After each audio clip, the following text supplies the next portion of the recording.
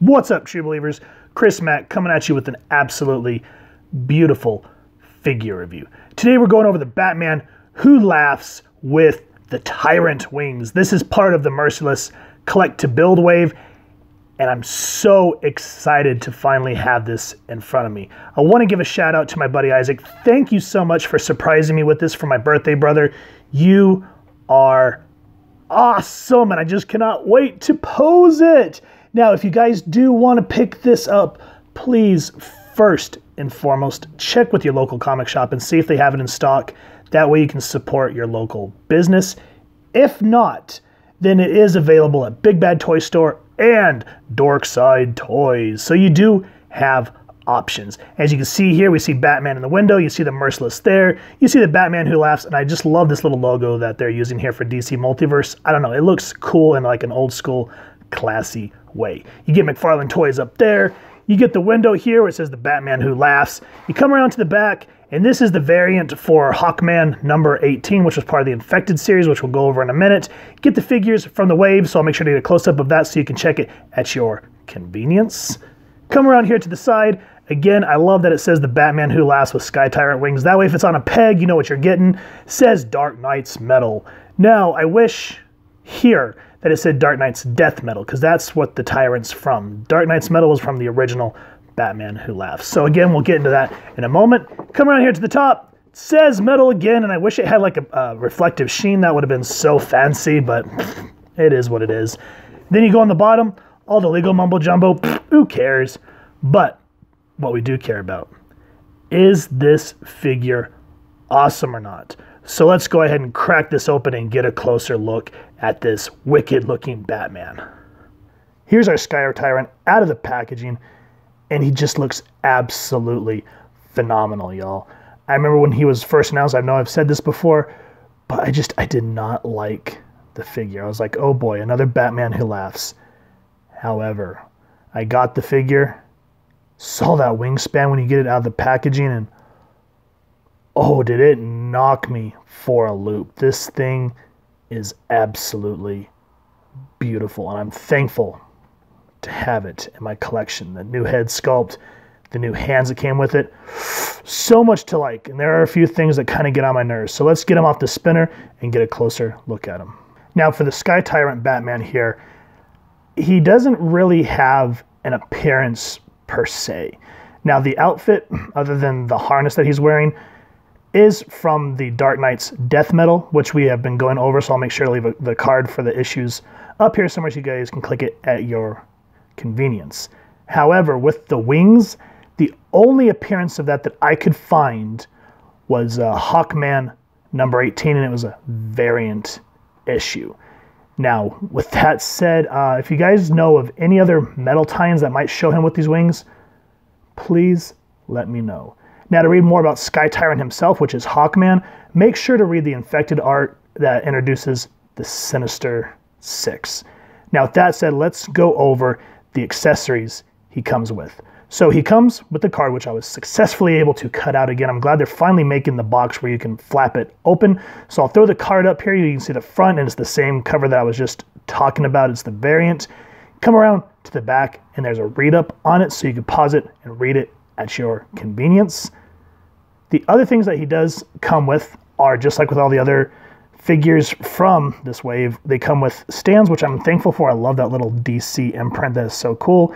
And of course a peg, which really helps. And with this guy, the wings are super duper heavy, so it does make him a little wobbly. So this really helps out with this figure. That's why when you saw him on the stand, that's why I had to put this here, because when you try to make him arch back for like a laughing pose, those wings, man, unless you guys know any little tricks, oh, it is a pain. So this is a lifesaver with this figure. The other things that he comes with are, of course, these gorgeous wings. So I'm just going to showcase one of them, and it pegs in easily. I'll show you that here in a second. This thing is well articulated, goes 360 and all that good stuff.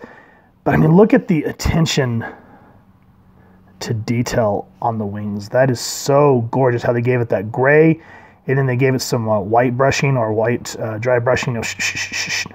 Oh, it's just very gorgeous. And when they're on him, Whew, it is beautiful. I love the way how the wings here come out in tips like that. And then just, man, this is what sold me on the figure. I did not like this figure when I first saw him, but when I got him, took him out of the packaging, oh man, this, and then especially since the wings are articulated too, so you can get, you know, folded in or flapped all the way out. And just look at that wingspan as you guys saw on the spinner. Just, my word, it takes your breath away. And I'm glad that they didn't skip on the other side. So both sides, the feathers are just really nicely, intricately placed. Oh, yeah. So let me show you how this pegs before we get into the figure. So they will come out, when you take them out of the box, it'll be up like this. And at first I was like, how in the world? So you see the peg hole there. Let me focus in so you guys can get a better look. And it pegs in relatively easy. I think this is the right one. So, you know, don't force it. It goes in relatively well. So it's going to go first like this. And you're like, wait a minute, what do I do here? So you just kind of tip it down. And then after you tip it down, you can twist it. Oop, I have it upside down. You know what? That's fine. We're going to go with it because, you know, lack of coffee makes Chris very drowsy. So if this was the other way, which I'm not going to see, I can do that. You know what? Let's go ahead. I'm going to pop it out. I'm not going to commit to the bit there. So we'll put it here in the right spot so you guys can kind of see what I'm talking about. Look at that. Gorgeous. Just absolutely gorgeous. And as I said, you can go all the way out like that. Let me focus this so you guys can see the wingspan. I mean, look at that. Oh my God. I love that. And then, you know, if you want to put them out that far, you can, if you want to kind of give them a folded look. And the only thing that I will say that about these wings that drive me nuts is they are heavy. So he has a hard time, so, you know, so you have to be very, as I was just saying, you have to be very patient with getting him to stand. Or, you know, if you're just going to put him on a shelf, definitely use the stand here. There are ways to make him stand, but yeah, that's probably the only strike on these wings. I wish they were a little bit lighter, but nonetheless, absolutely gorgeous. So let's go ahead and pop that wing out. And just twist it lightly. Don't moose it because then you're going to force it and you're going to break it and you're going to have a bad time, okay? Now, with all that said, let's look at the Batman Who Laughs himself. And I love this new head sculpt that we get. The other one was just kind of a grimace, which is okay. But this one where it just showcases those absolutely hideous Austin Power teeth. Yeah, baby. And that tongue. I kind of wish that maybe they would have brought the tongue out a little bit more like in a Venom type thing, but I guess that would have looked weird. I like that because this is supposed to be sort of the death metal universe, so everything looks tattered. I like that the cowl here, or the cape, the cap, whatever this thing's called, you know, it's been stitched. You can tell that it's battle damaged. The nth metal mask looks really nice, just like on the other one. But that smile just really what sells it for me. And of course, I like these shoulder pads. They're all stitched in, and he just looks so much like something from Hellraiser. You know, he looked like he could be Pinhead's brother. And this is the harness for Hawkman, or they call them the Sky Tyrant's wings. So as you looked on the cover, it looks like the Batman Who Laughs just tore them straight off. And I think what really put me off about this figure when I initially saw it is this here. I was like, oh, don't tell me that there's like trying to show off his abs. I was like, bleh, that looks nasty. But no, it's part of the Sky Tyrant harness. So once I figured that out, I was okay with it. I thought at first this was like a hole and they were going to show his abs and a belly button. I was like, no, that's not okay. And of course, the leather jacket looks good. I like where the wings go and they didn't skip, so you can actually see the metal where the harness holds the wings. Yeah, and it just looks like they didn't really skip. And love the buckles here on the hand. I like that gold that they use. That just looks absolutely beautiful. And then the other thing that I liked about this Batman Who Laughs 2 is they didn't reuse the same hands from the first one. Instead, they give you these lovely creeper hands that are just super pointy, like, come here, I'm going to pick your nose. So, great. And that's another thing about McFarlane is he knows how to make it look otherworldly instead of just looking like another figure. As with the first one, it had to look more like a figure because that's how we saw him, but as we got into death metal, he started to look more and more otherworldly, especially this hand. I mean, look at those claws on that and the way they're just wrapped on both sides. Oh, that looks so, so good.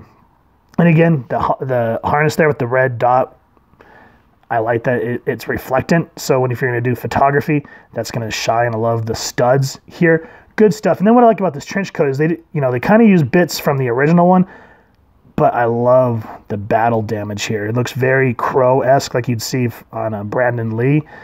So yeah, again, death metal, post-apocalyptic world, so everything looks nice and torn, because in death metal, the Dark Multiverse does actually take over our Prime universe, and that's what death metal's all about, even though the read itself is kind of blasé. And of course, they reused the legs. That's okay.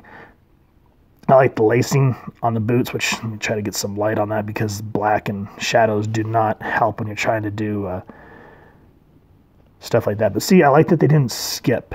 These actually look like boots that I bought from Hot Topic way back in the day that I still have. But yeah, good stuff. Same boots, but it works with this coat. Overall, I mean, just the paint apps, the new pieces that we get, the face. Oh, I love that face. And I think, I'm not 100% sure if you can swap this head. I'm not going to try, because I was watching Anthony's Customs review on this guy, and he was just simply trying to twist him and it snapped. So I don't even want to take an attempt of trying to swap these or the hands and risk busting them. If you guys have, I'd love to see your photographs on our social media pages, which, as I say, I always leave them in the links down below. So we'd love to see your customs and all that good stuff. But yeah, paint apps, definitely, and the sculpts. I have to remember to say that because I'm blonde, reasons. But anyway, yeah, sculpt, paint apps, 10 out of 10 for me on this thing, especially these flubedig flobbing wings. Oh, that just sells it. So 10 out of 10 for all this gorgeousness we got.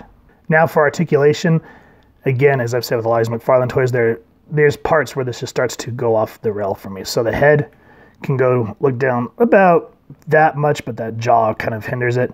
The head, if you warm it up, again, please always warm up your figures first, because that's going to save you a lot of heartbreak if anything snaps.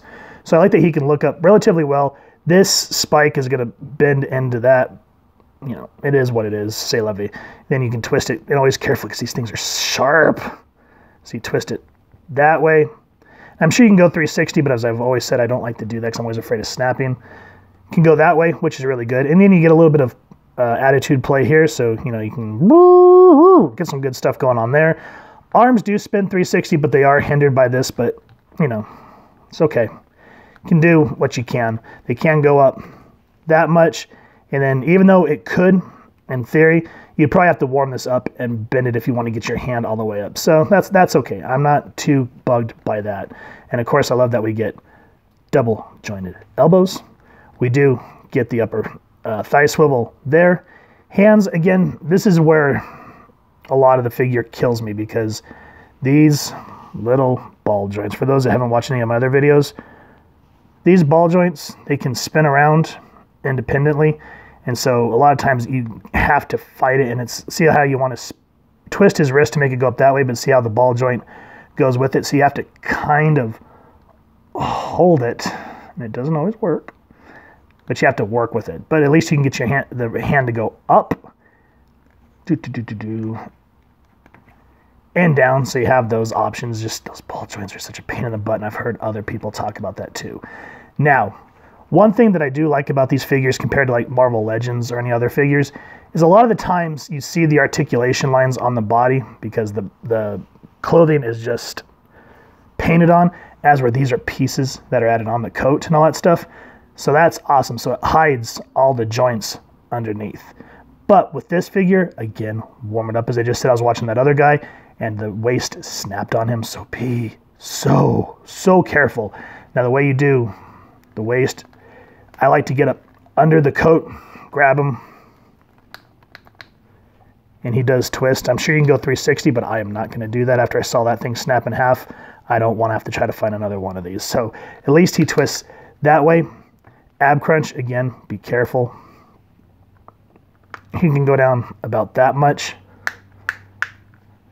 and about back that much. So at least you get a decent range there. Now the legs can go out about that far, can kick out about that much, and then because of the back of the coat, kind of kick out about that much. Double jointed knees, you know, doesn't go all the way to the butt, but still good dynamic range there. Leg can go up that far. Leg can go down that much. And you do get a little bit of a, not a whole lot, but you get some ankle pivot. I'm sure you can get some more if you warm it up. So I'm going to have to warm this guy back up to get my ankle pivot action going on. And of course, feet here, I like that these actually go up. So that helps with other poses, especially when you want him to kneel. No boot swivel, no thigh swivel. And that's where it really kills it for me, because it's just like, come on, we want that range because we photograph these things. Todd, come on!